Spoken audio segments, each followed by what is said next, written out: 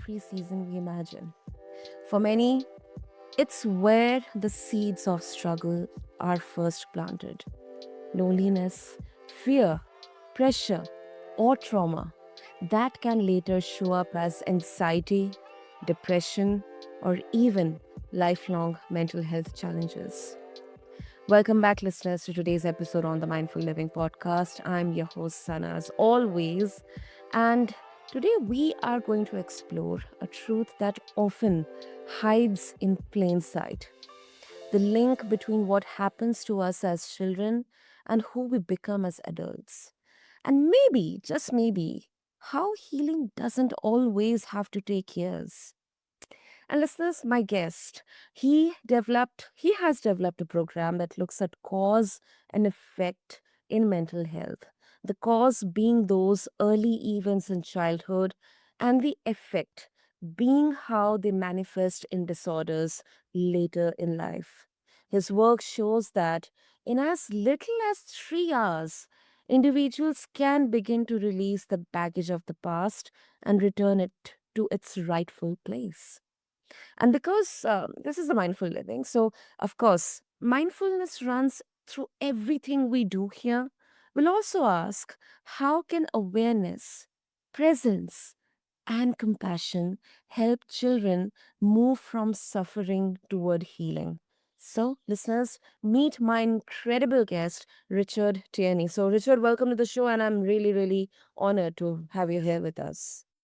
Sana, your introduction, I didn't want you to stop. It was beautiful, absolutely wonderful. So thank you very much for that and your healthy living. I love the idea of stressing living rather than enduring.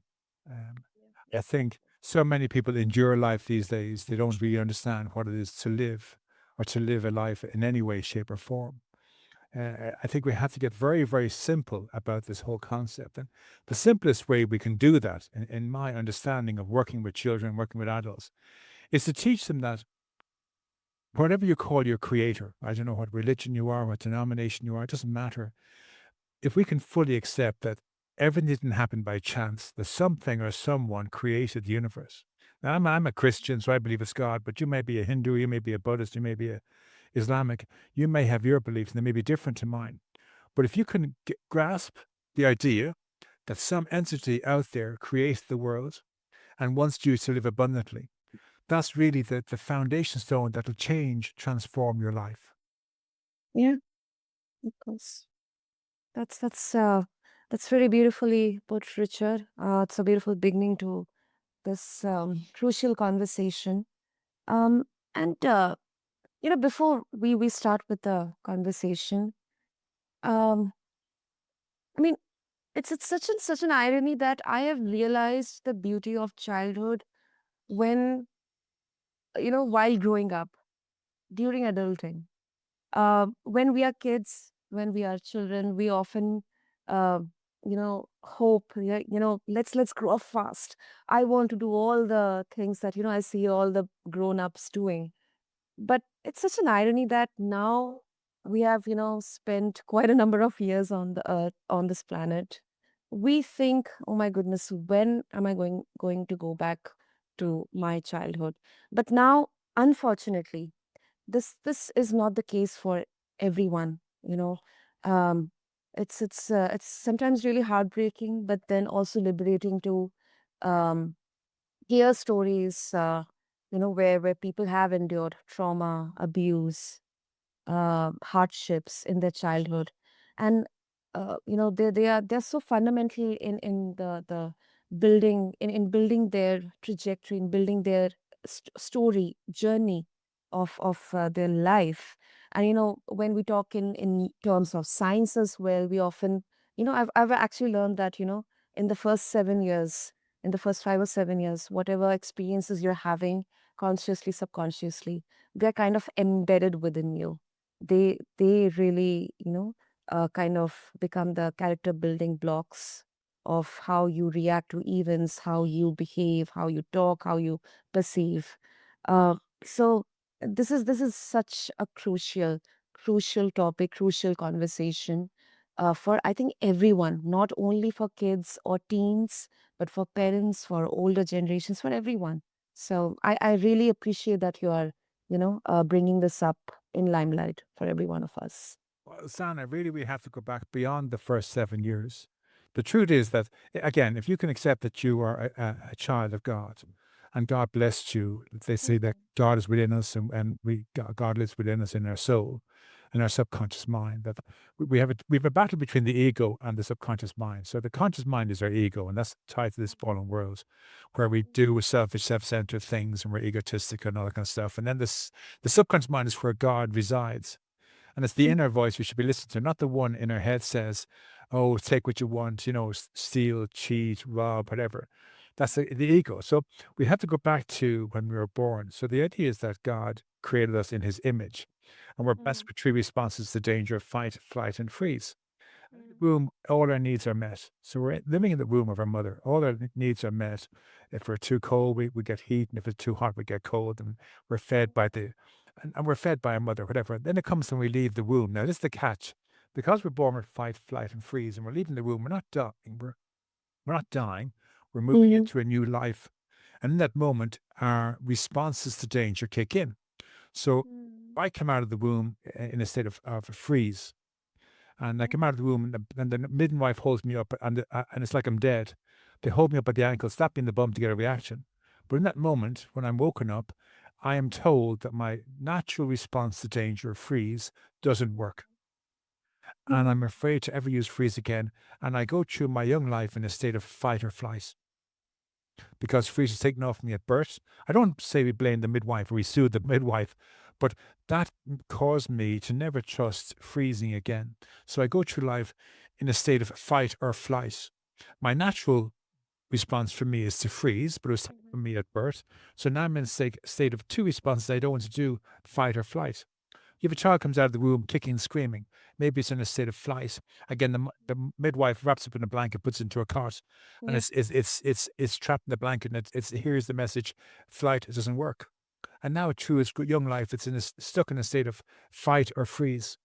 Two responses that are not natural to it, because its natural response given to it by God is the flight, but it was taken from it at birth. The third child comes out of the womb, again kicking and screaming, and it's in a state of fight, wrapped in a blanket, put into a cot. The message is fight, it doesn't work. Now I'm in a state of flight or freeze.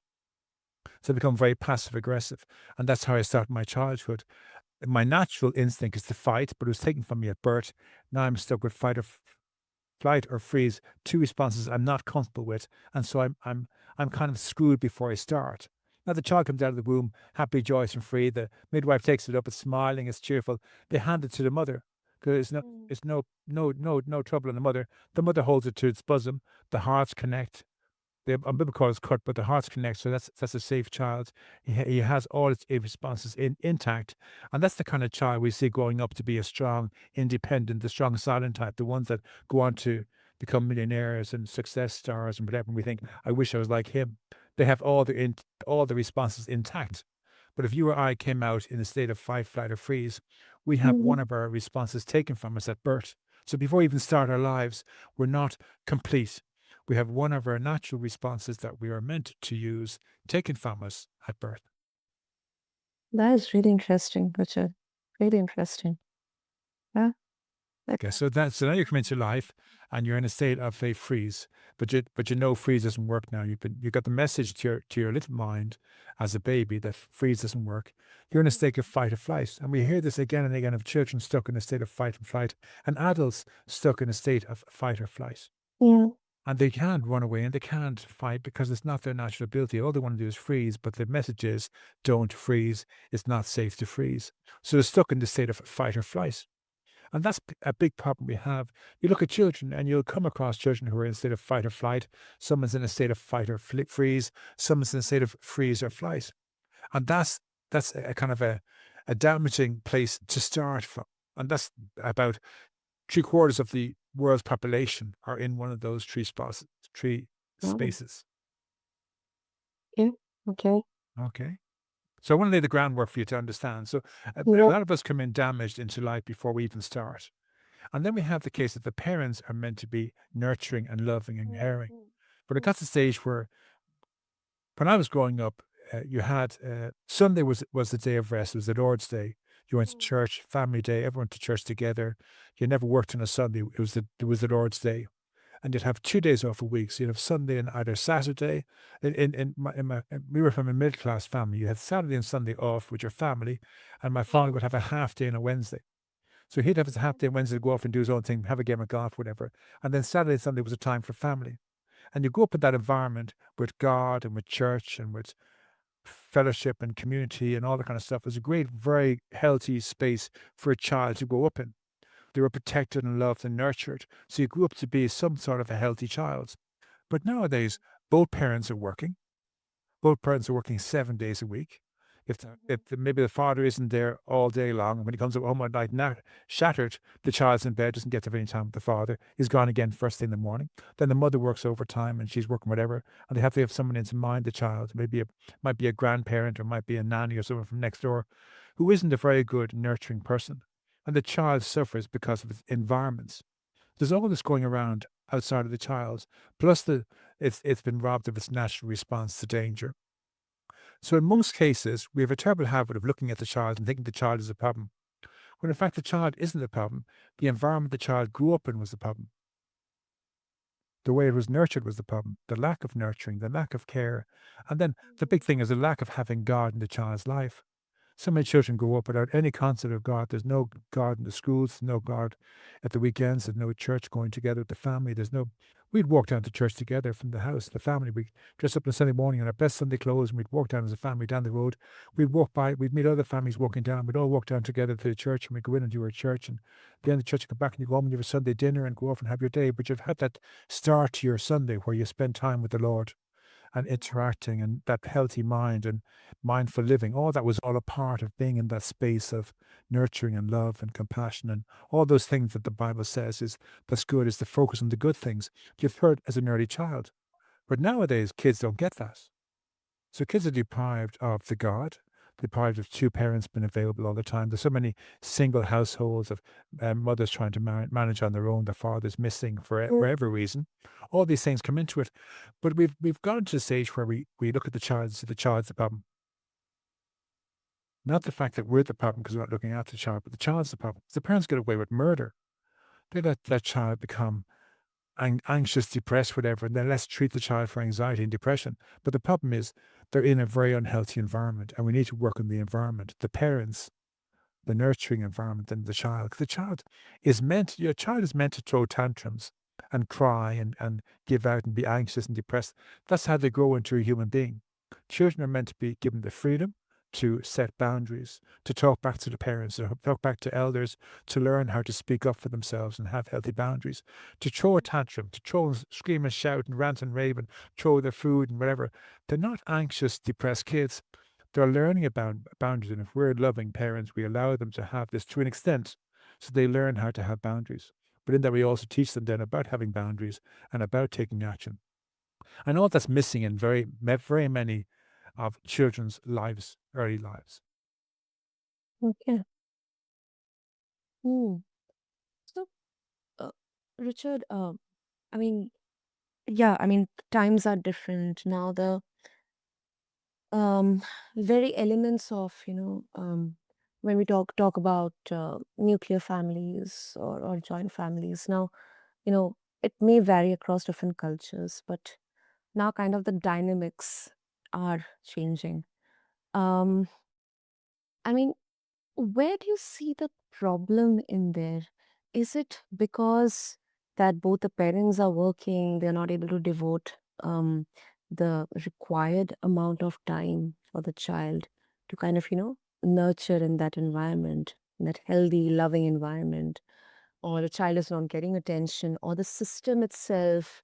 I mean, let's also look at the fact that, now it's the cost of running a family and thriving, surviving is going up and up. It's really the healthcare, education, um, food, everything is, like it's I know. yeah, I'm a parent myself. I know exactly what you're talking about. yeah. So all I want to do is kind of lay some foundations before I get into the actual pro. Okay. So we have to understand these are actual facts of life. that when a child is born and it loses one of its responses, that affects the child in dealing with feelings and emotions. And then if they're not nurtured properly and they're missing out on having a God, I believe not having God in your life, now whatever religion you are, if a child doesn't grow up with a sense of there's a creator and they are a child of God, they're created for a reason, and God wants them to live abundantly, and they're not a mistake, they're not an error, they're not a mistake, they're not meant to be a victim. If children don't know this, they'll automatically, if they're directed by mental health professionals or doctors that they are something wrong with them, they'll start believing that. And they'll start thinking, My role in life is to be a victim, broken, damaged. Good. No. So that's a big part of it as well. But there's simple things that we can do as parents, as adults, as teachers, that we can really help children. So I just want to lay that foundation first, that before they start, children have a hard time. Before anything starts, before they start having family and meeting people and going to school, their natural understanding of what's good and bad and right and wrong is in some way distorted or dysfunctional. And that plays into the whole problem. Now, the next thing is, I think it's a I listened to that guy, Ben Shapiro. I don't know if you've heard Ben Shapiro. Yes, yeah. He speaks very well for children, and he talks about children's well-being and how people take advantage of their well-being. And he's a better man than me. He speaks in a much more eloquent way. But one of the points he made is that now he's talking about transgenderism. But the thing is, in the world today, there's 290 million children have been diagnosed with mental disorders between the age of 10 and 19. And at one time, when you talked about mental health professionals, they agreed to what they call a Hippocratic oath. That Yeah. always was the well-being of the patient came first. But now it appears as though the well-being of the industry comes first over the well-being of the patient. And they will sell their mental illness, mental disorders, medications, all that kind of stuff so much faster that they're targeting children as young as 10.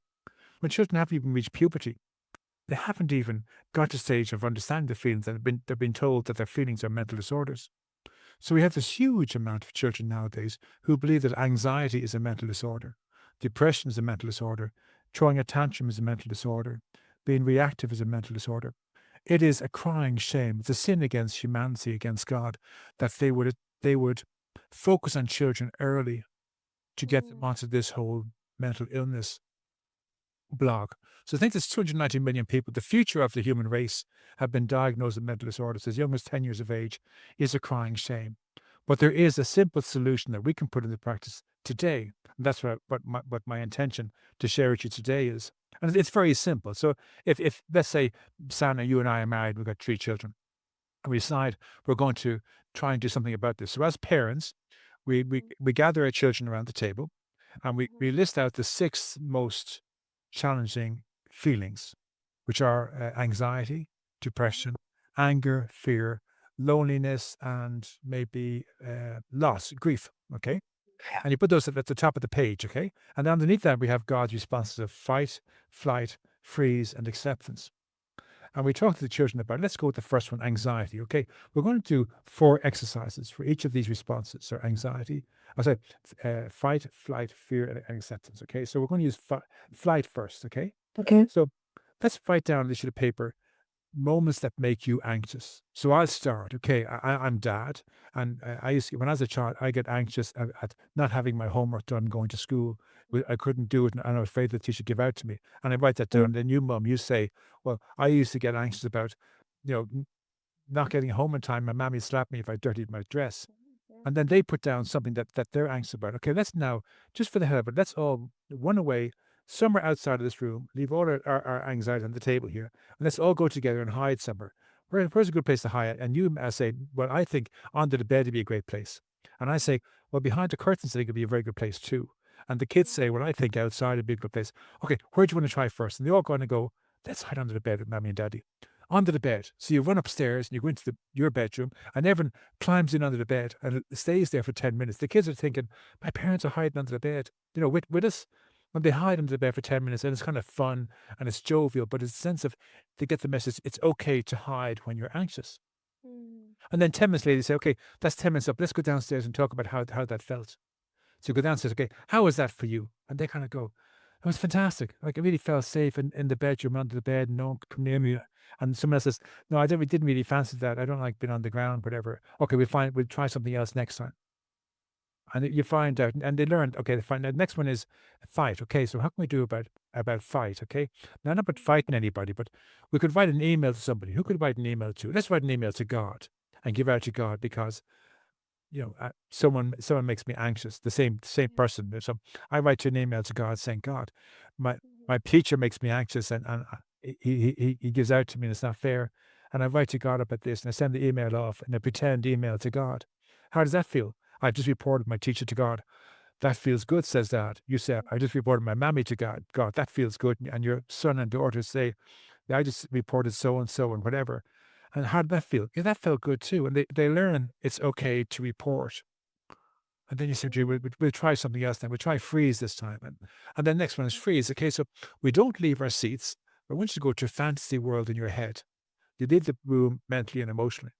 So you sit there, and for me, I love John Wayne as a child. You tell the kids. So for me, I'm John Wayne. I'm the cowboy. I'm shooting all the baddies, and I'm on my horse, and I'm riding in town, and I go to that place of imagination where I'm a cowboy, beating all the baddies, Mhm. and then you could might say, well, I love to swim with the dolphins. I see myself in the ocean swimming with dolphins, and children, you think of something you like to do. It might be Star Wars. It might be Yeah. whatever. So Mhm. place some kind of imagination where you can go, where you leave the room mentally and emotionally. So if you're being beaten up, you won't feel it because you left the room. So for 10 minutes, and then we're ready, I'll tap at the table. We come back into the room and we talk about how we felt by leaving the room, disassociating. And then you all just kind of leave the room for 10 minutes. And afterwards, you kind of go, now you don't have to tell us what you did, kids. But I have to tell you, I had great fun. I met Clint Eastwood and me, John Wayne, and we went off and we took on the baddies and we shut the town up. We saved the princess, whatever. And we had great Mhm. fun and we rode horses and we beat the Indians and that kind of stuff. And they'll see me getting all jovial and cheerful and they'll kind of go, God, this is Mhm. really cool. And then you talk about swimming with dolphins and fighting the orcas and whatever it is and, fighting Mhm. for the princess. And they hear you sharing stories that are just like childish, and they kind of go, then they tell you their story where they went, and you get an insight about where your child is when you hear where they go for their disassociation, for their safe place, you know. Mhm. And then they both share theirs, and you kind of go, that was good. Then the last one to do is God. We're going to write a letter to God, asking Him to take all our troubles from us. So I'm going to say, Dear God, please take my anxiety about going to school tomorrow, that the teacher won't beat me up, that he'll let me alone, or he'll give me a pass, or he won't call on me or something, or he'll say that's Mhm. okay, or I understand.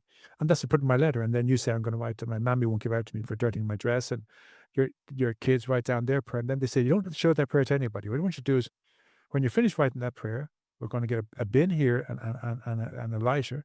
I want you to tear your page up. Don't show it to me or mammy. We're going to burn it. I want to drop it into the bin. It's going to be a burnt offering to God. I'll do the same with mine. Mammy will do it hers, and your sister will do it hers. Put it in the bin. Throw a bit of washer onto it. No one can ever read those ashes. And that's gone. How did that feel? Giving all your troubles to God. And this, they'll kind of go, I feel much lighter. I feel okay. And they've learned 4 responses that they didn't have before. You do the same thing every evening. Then tomorrow, Mhm. so tomorrow we're going to do a depression. So tomorrow they come home from school. Okay, when you feel depressed, what does that feel like for you? And what do you get depressed about? And then you write what you get depressed about, whatever. And then you do the fight, flight, freeze, and response for those. Mhm. And then next week you do anger and fear, and then you do loneliness and you do grief, and you share these and you teach them skills about how to it's okay to fight, it's okay to flight, it's okay to freeze, it's okay to ask God to take your troubles from you. You can give them your anxiety, your depression, your fear, your anger. And you do these exercises with your child for an hour every evening for a month. At the end of the month, you say, which are your favorite responses? And children should Mhm. realize my favorite response is to freeze. I want to just shut down. I want to hide in the bed. I want to go for sleep. I want to disassociate. I want to go to my fantasy world. Okay, well, that's your best coping skill. In your life, that's always going to be your go to coping skill. But it'd be very good to practice the others. So if you're in public, disassociating everyone might think you're crazy. So when you're private on your own, do the Mhm. disassociation. But when you're with people, which of the fight and flight could you use that maybe would be good? Well, I could write an email to somebody. I could report them to my teacher, reporting to you by just giving. I could Mhm. tell you if I'm being bullied in school. I can tell you or tell my teacher. I can use fight. Okay, well, you're two. You want to use your fight and freeze, and your teacher. Teach your child to trust their feelings and emotions, that they're Yes. disorders, that they're God given instincts, and that the responses are God given responses. And that helps them when you say things like that, that helps them to get kind of get the idea, I want to know God more. And they get to know for them, not to impress you, or they want it for them. And that gives them the courage and the interest to get to know God. And they're getting to know the responses. And you can do a whole page where you kind of go, okay, what's all the different ways of running away? Mm. Running down to your granny's house, running out to the garden, running to your bedroom, hiding in the bedroom, hiding in the spare bedroom, hiding in the bathroom, hiding under the bed, hiding in the closet, hiding behind the car, hiding in the garage, hiding behind the hedge, hiding up a tree. You can get into all these things to get to broaden their mind about all the different ways they can flight, Yeah. they can fight, they can freeze, and they can ask God. All these different activities.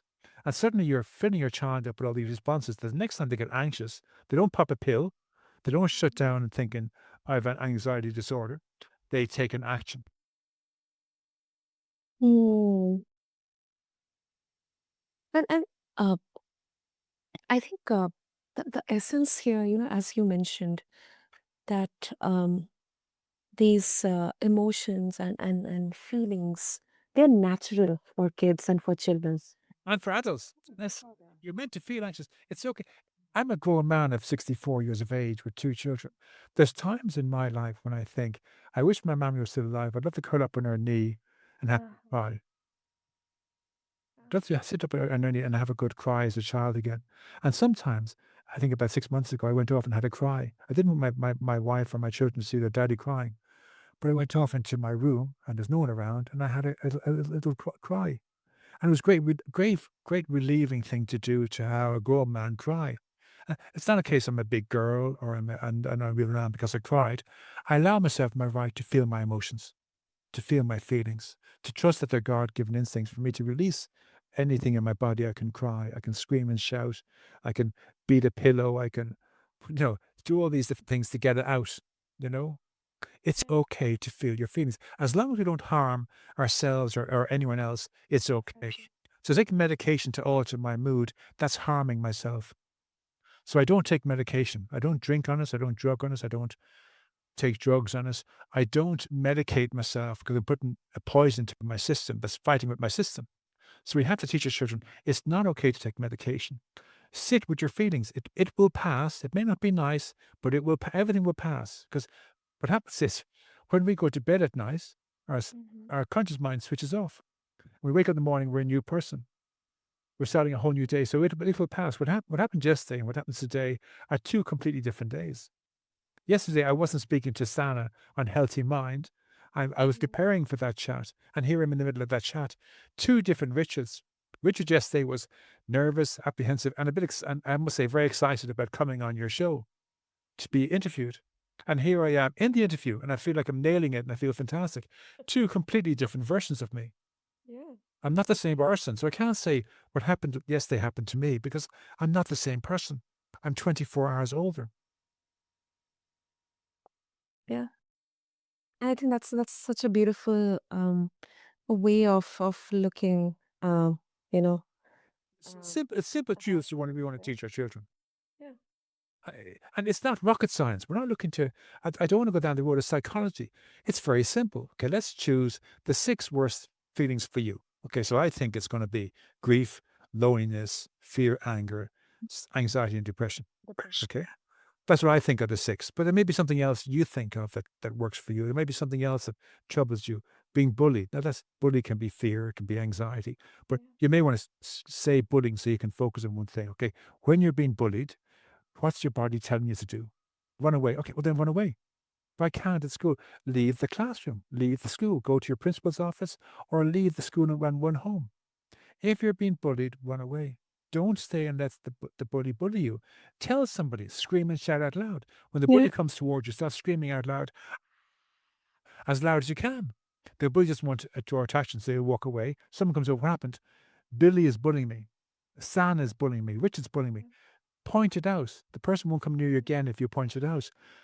You have to learn to teach your children if they're being bullied or teased, scream and shout, draw attention to the situation, run away, keep running away. If after a while, the teacher's going to say, "Why is Richard keep running away?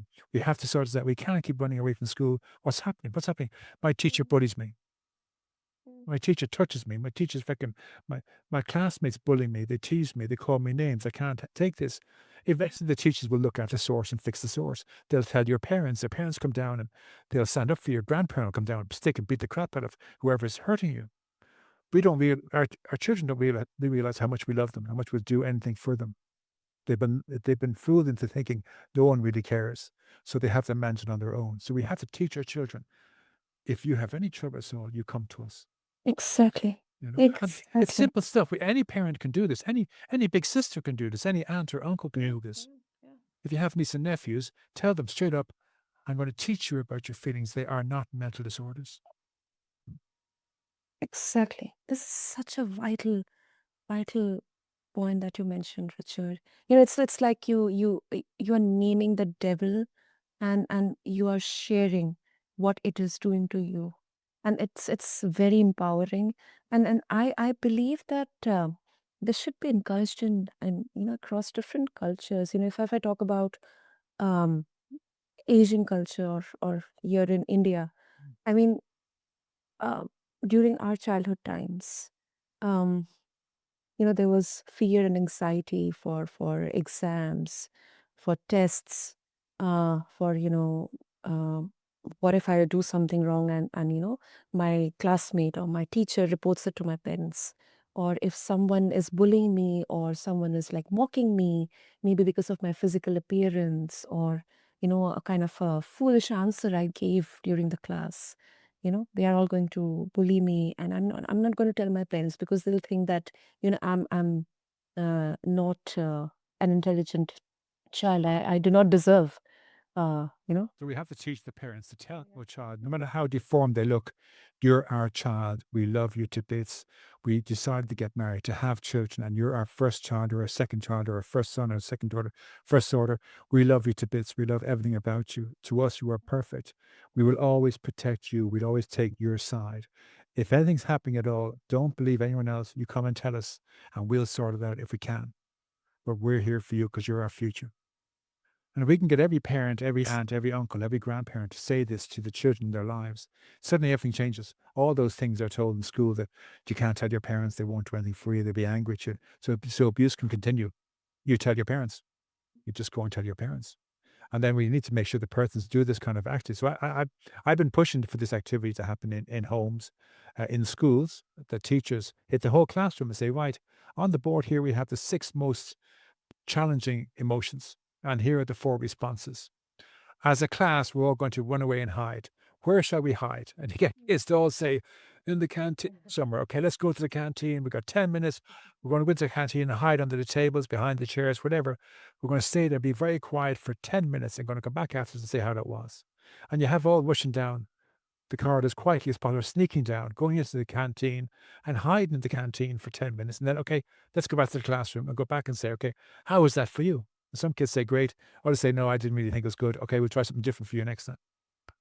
Just Mm. teach the children at home and in school that they have to learn to trust their feelings and emotions. That's the bottom line. Your feelings and emotions are your God given instincts. It's what's kept man. I share a story that I love is about the Vikings. Yeah. In the time Yeah. of the Vikings, the villagers knew they had to protect the lifeline of the village. And so they had Yeah. three responses. They had the four responses. Okay. In Ireland, they believed in God. So at the time, one group would take up arms to defend the village. One Mm-hmm. group would take the children and go off and hide in the hills and the caves to protect the children and the young. And those who are too old would play dead. They would hide in the village and lay in the ground and lay in a haystack or under the floors and be very, very quiet. And the fourth group would go into the church and pray for deliverance. And the Vikings would come along and they'd either pass by the village, they come in, they attack the village. And when they finally left, those who were survived would return back to the village. And if you were someone who ran away and it turned out all the defenders died and all the people who hid died and all the people in the church died, and you came back and you were the future of the village, you weren't cowards. You weren't You weren't someone who did something bad by running away. You protected the self-preservation of the village. You did what was right. Mhm. And we have to teach children that self-preservation is the most important part of the human race surviving. And if you are someone who flight. If you're someone who freezes, you freeze. If your coping skill is, I have to tell you, my coping skill was freezing. I would hide behind the couch. I get down on my knees behind the couch, put my hands over my ears, rock back and forward on the ground for about 10, 15 minutes in perfect quiet, humming to myself until the danger passed. When the danger passed, I get out behind the couch and get back on my seat and my seat, and I feel okay again. I mean, crazy behavior. Anyone looking at me with 10 go, that guy's a lunatic or crazy or mad. But it kept me safe. I wasn't Yeah. a fighter. I wasn't a flighter. I didn't have God in my life at that time. I would freeze, and freeze worked. Now, I understood later that I can't freeze all the time. If I'm in front of Sana think I'm a lunatic, if I freeze now, I've got to learn how to fight or flight.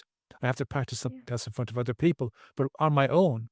So if it's at night time and I think that there's a boogeyman around and I'm in the house my own, I'll climb in under the bed and I'll be very quiet or hide under the covers till the ghost, the boogeyman disappears. There's no boogeyman, but my imagination tells me there's a ghost outside my covers.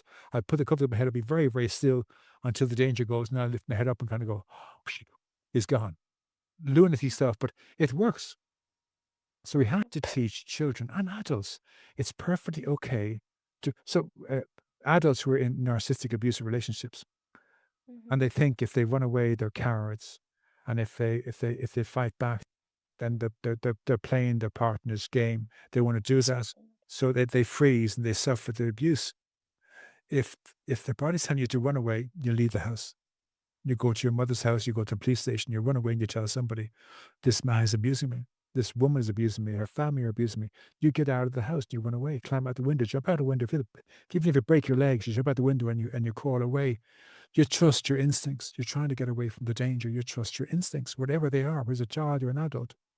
But as adults, we must teach our children or your children or any child we're in charge of, whether it's in the school and teachers, that the feelings and emotions are not mental disorders. They are the God given instincts to trust in any danger. So when your body tells you to run away, you run away. Don't think about it. Don't look for permission. Don't make excuses. Don't ask anyone else what they think. Just get up and go. And when you feel that the danger's gone, you feel safe, you've run down the road and you get home. There's no one home, but you get home and you feel safe in that space. You can sit in the water and just relax, and the danger's gone. It's back at the school and you're up in your home a mile away and you feel safe. And you may go back to the school, you may not. Your parents come home. What happened to you? I had to run away from school. I felt threatened. What happened? My teacher or my bully or whatever. Okay, let's sort this out. And your parents handle it for you. You must always trust your instincts. And that's what we need to tell all children. To think that the world's population is like 8 billion people, and one third of a Mhm. billion, which are all children, have been diagnosed with mental disorder. This means that the way things are going, we won't have a future because all the Yeah. children making decisions in 20 years' time will be incapable of making decisions because they've been told they have mental disorders. Right. If they can diagnose 290 million children in 70 years, in another 100 years, it'll be 500,000. Then it'll be a whole half a billion. Then it'll be a whole billion. And then suddenly, before you know it, the whole population will be diagnosed as having mental disorders because of their emotions. Yeah, I agree. Um, and Richard, of course, if our listeners, especially all the parents who are listening to this, if they would like to connect with you and seek more guidance on how to start, how to go ahead, what would be the best way? Uh, Sana, thank you for this chance to give it a plug. I've written a book. It's called How to Live Stress and Anxiety Free 24 Hours a Day. It's available in Mhm. print and digital on basically every book platform there is.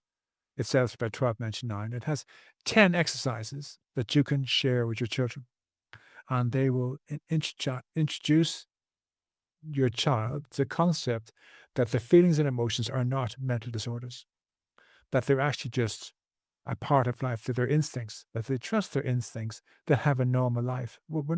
We think we want to have something spectacular as a life, but the truth is, all we want to be is a normal, boring human being Mhm. Yeah. like anybody else. They have. This book will teach your children. So you buy this book, and the parents sit down with the children, you read this together, and you do the 10 exercises. And suddenly, your child no longer is diagnosed with mental disorder. It's happy, joyful, and free, having his life again, knowing in any situation, whatever's going on, they'll take some form of action. So you may do these exercises for 30 days or 60 days or 90 days. It's for the future of your child. You'll do this for a year if need be. And then you'll improve as an adult when you see these, and you can learn these and share these with other people, with your friends, children, and so on. So it's a very simple process. It always was simple. We're told there's a couple of things. God tells us that we're made in His image. He wants us to live abundantly. There's a wonderful passage where it says where God hears all our prayers. This is the one that shocked through me. I didn't learn this till I was in my 60s. So God hears all our prayers. Our prayers aren't the prayers you learned at your mother's knee, or you learned in school, or you learned in church. Your prayers are the things you say to yourself when you think no one's listening. So you're saying, my name is Sana and I have depression. That's your prayer. You're asking for more depression. My name is Sana and I have anxiety. You're asking more for anxiety. I am Sana and no one likes me. I'm ugly. Everyone hates me. That's your prayer. You're looking for more hate, more ugliness, more people disliking you. They're your prayers. God gave us a book of instructions called the Bible, and in your religion might be something different. And He gave us free will. And we get to pray for what we want. But if we're choosing scarcity and poverty and depression and despair, He doesn't do feelings. So if that's what we ask for, He gives us it. So if we only learn to ask for prosperity and wealth and love and happiness and joy and peace. So again, in this exercise, you start off by you list the 10 worst things, like those 10 feelings of anxiety, depression, fear, anger, grief, and sadness. And you'd write something where you say, up until this morning, I, Sana, used to feel depressed. But after having this chat with Richard, I begin to realize that I'm still standing.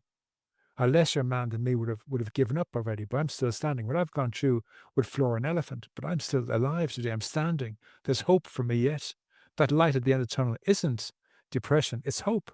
Because I'm suddenly turning the corner. I realize that if I choose to be happy, I will become happy. That's what Richard promises me. That God says, what I ask for, I get. So I choose to be happy, joyous, and free. So I choose to have a healthy mind. I choose to live mindfully, or mindfully live my life. I choose. That's when in future I'm going to say, I am happy, joyous, and free. I have a healthy mind, living mindfully. That's who I am today. And then you go to the next one. In the past, I used to feel terribly anxious. Up until this morning, I felt terribly anxious. But today, I'm choosing to be happy, joyous, and free and confident. I'm going to trust my instincts. And when I have instincts, and if it says I feel anxious, I'm going to run away. I'm going to run down to the local village and buy an ice cream and eat an ice cream. When I feel better, I'll come back. Or maybe I'll stay away all day. But I'm going to trust my instincts. Maybe anxiety is my superpower. And I'll trust it and I'll take action. I feel better already. And then you go to the next one, anger and fear. And you do this with your 10 or 12 worst thoughts you have. You change them into positives. Up until this morning, I believed, but now I am. And then God hears the I am because, oh, Sanna's changed. Now she's asking for happiness and joy and peace and serenity and prosperity and wealth. And she wants to get married and have 7 kids. And whatever you're asking for, suddenly you meet the love of your life and you ask for what you want, but be careful what you ask for because you'll guess it. So you're asking for depression and despair, and you're going to say, I have depression, no one loves me, I'm ugly, no one will ever find me for a partner. That's what you're getting. And that's the horrible truth. Now, as a Christian, I get that message from the Bible. There's no reason why you can't, if you're a Hindu or a Buddhist or whatever, to practice that in your religion and see if it works. And if it doesn't work in your religion, say to God, the Christian God, okay, Christian God, Richard says, if I ask you to take this from me, you'll take it from me. I'll still remain a Hindu. I'll still remain a Buddhist, but I'm going to give you all my crap. I'm going to say to now, okay, up this morning, I believe that I have depression, but I'm going to give my depression to the Christian God of Richard's God. I'm going to give my depression to Richard's God, and I'm going to choose to be happy, joyous, and free. And now I am happy, joyous, and free. And do that for 30 days. Say that 10 times a day for 30 days. And by day 10, you won't know yourself. So these are these little exercises. It's a very small book. You'll get through it in about an hour and a half. It's 10 little practices like this that they do with their children. They do them together. They do them over and over again until they become like second nature. So you can Wonderful. contact me at my email. It's richard@traumarecoveryanonymous.com. I'll say this slowly. It's like Richard, RICHARD, at traumarecoveryanonymous, which is as one word, 3 words in one, .com. But in all honesty, you don't need me. I try to tell people, we don't need therapists. A therapist can't see inside your soul. They can't see what makes you tick. They can't see why God gave you freeze when they have fight. And they might try and change you Mhm. to fit their module, but you're a person who freezes. So don't change yourself to suit what their narrative. If you're freeze, you stay freeze. You may choose flight as well, but you'd be true to yourself. So a therapist can't see inside your soul as to what makes you tick. So they can't help you. They can talk about how you feel. And that's the other thing I want to finish off with. They treat our feelings as mental disorders, but feelings are not mental, they're emotional. So surely they should be treating an emotional disorder, but they can't because the emotions are tied to your soul. How you feel depends on how you feel about yourself in your soul. And they can't treat the soul, so they call it a mental disorder. But anxiety isn't a mental disorder, it's a feeling. Depression isn't a mental disorder, it's a feeling. Anger isn't a mental disorder, it's a feeling. How it manifests is the mental side of it. But emotion isn't a mental disorder, it's a motion disorder. So straight away before we start, we should be catching on to say, how can I let this person diagnose my child as having a mental disorder when they're dealing with emotions? Mm, It just screams at us that this is wrong, you know? yeah. And then your child is in therapy forever. I remember one chap I knew, he'd been in therapy for 35 years. I mean, that's just sinful. If it doesn't work after 1 year, then they've been misdiagnosed. If you've been in therapy for more than a year, you've been with more than one therapist, you've been on more than one medication, then you have been misdiagnosed. Because if they got the right diagnosis and they treated you, you'd be fine. But if you have to go from therapy to therapy, from type of therapist, from medication to medication, the primary diagnosis is wrong. You didn't have a mental disorder. You had a problem with a spiritual malady, a hole in your soul. And mental health persons can't treat a hole in the soul. It can only be treated spiritually. Brilliant. Wonderful. Wonderful. And Richard, I'll make sure to have all the details in the show notes for our listeners, easy reference. And um, I know it can be really time taking to summarize everything, but all I can say from today's enlightening conversation is that, when we talk about mental health, especially children's mental health, it isn't just about the future, it's also about the present moment. And the way we listen, the way we respond, the way we teach children to be present with themselves, it can shape their lives for decades to come. So, thank you so much, Richard. Um, Thank you very much. Really yeah. love being on your show. Thank you very much. Brilliant. And thank you to all the listeners for devoting their time to this conversation on the mindful living. Until next time, may you pause, breathe, and remember you have the power to carry less and live more. Thank you. God bless you all.